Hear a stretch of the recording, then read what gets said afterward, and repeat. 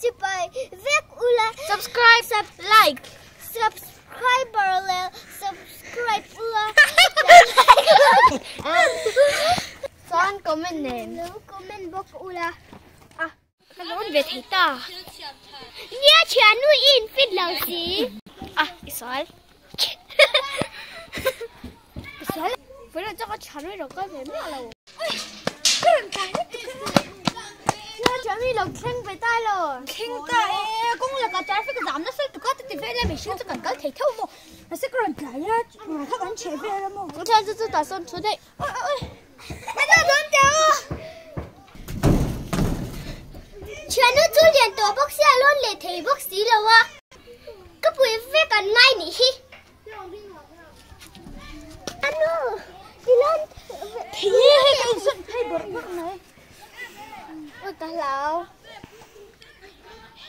Thiên khung ở sơn cứ phải luôn tiếng. Thiên khung.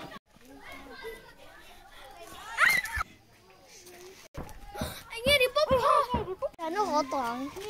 Không nghe gắn chán nuôi bạc kho. Thiên khung ở luôn những cái sao? Mình là bông trà. Ôi, nó khiến ôi thế. Ôi, nó thúc chán nuôi.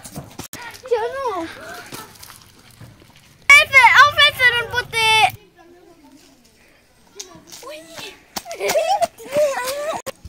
Cái tiếng nghe Khá tí đéo rồi cái đó. đi khác là khóc đi. Cái luôn nó lên.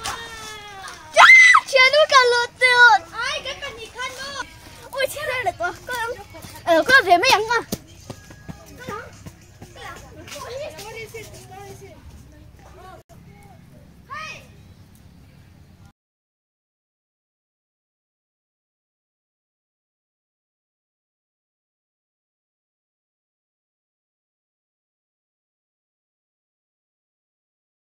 Chán nuôi chỉ là văn thảo hoa đi mình. Thì thế lại có những hồn xanh men là có độ.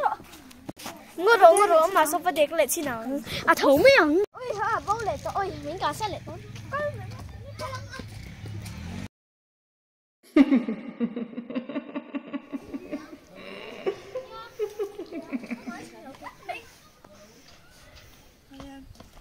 Chán nuôi hạt tốt à? Mình đâu trả xin đồ sụn. Ôi sao mà nè? Mình hết chỉ chạy hết tung về chứ mấy số nữa sao?